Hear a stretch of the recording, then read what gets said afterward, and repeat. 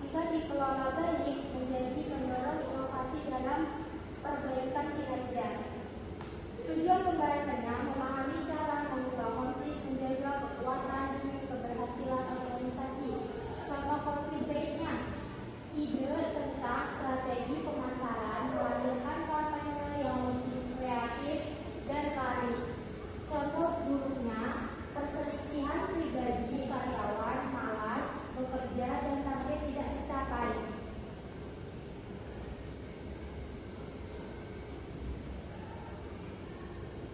Baik, selanjutnya pengertian dan jenis konflik. Definisinya, ketika suatu pihak merasa kepentingannya terhalang oleh pihak lain, jenisnya yaitu dibagi menjadi dua, konflik fungsional yaitu konflik positif, membangun dan mendorong perbaikan. Yang kedua, konflik fungsional yaitu konflik negatif, merusak hubungan dan hasil kerja. Contohnya, dari konflik positif, tim produksi dan tim R dan B berbeda pendapat soal desain produk. Akhirnya dibuat versi yang lebih hemat biaya dan berkualitas. Contoh konflik negatifnya, manajer dan staf saling curiga, informasi sering disembunyikan, dan pekerjaan tertunda. Baik, selanjutnya penyebab utama konflik. Yang pertama, sumber daya terbatas, perbedaan tujuan dan cara pandang, komunikasi yang kurang jelas, tanggung jawab tidak tertulis, perbedaan latar belakang. Contohnya, sumber daya divisi sama-sama membutuhkan anggaran promosi tahun ini. Komunikasi, instruksi disampaikan secara lisan, diartikan berbeda oleh dua karyawan. Tujuannya, penjualan ingin stok banyak, sedangkan keuangan ingin modal tetap hemat.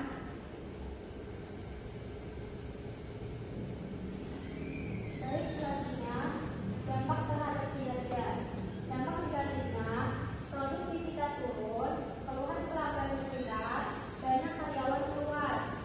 Dampak positifnya, masalah terdeteksi lebih awal, tim lebih solid, setelah selesai munculnya solusi yang lebih baik. Contohnya, konflik antar kepala cabang pelayan terabaikan dan omset turun 15%. Contoh positifnya, perselisihan soal sistem kerja dibuat aturan baru yang mempercepat penyelesaian tugas. Baik, selanjutnya strategi manajemen konflik. Yang pertama, menghindari penundaan pembicara, mengakomodasi mengalami demi kerukunan, melaksanakan mengambil keputusan cepat, kompromi saling mengurangi tuntutan, kolaborasi mencari solusi terbaik bersama. Contohnya, menghindari perbedaan pendapat kecil saat rapat disepakati dibahas lain waktu, agar rapat selesai tepat waktu. Mengakomodasi, mengikuti usulan rekan agar suasana tetap kondusif. Kolaborasi, penjualan butuh harga murah, keuangan butuh untung besar, disepakati paket hemat untuk pembeli dalam jumlah banyak.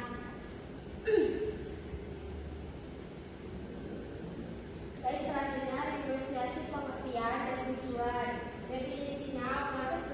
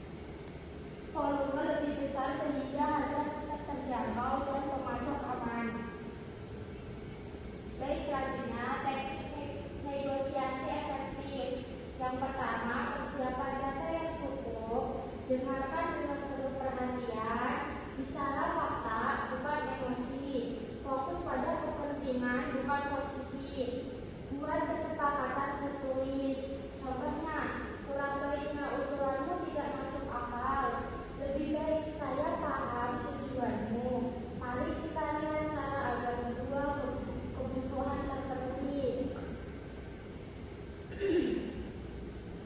Baik, selanjutnya, hubungan dengan kinerja organisasi.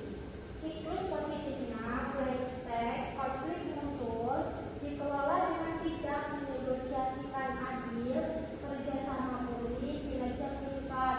Contohnya, sebelumnya tim sering berselisih penyelesaian proyek terlambat 2 minggu. Sesudahnya diberi pelatihan dan negosiasi terbuka, target tercapai minggu lebih cepat dan kualitas lebih baik.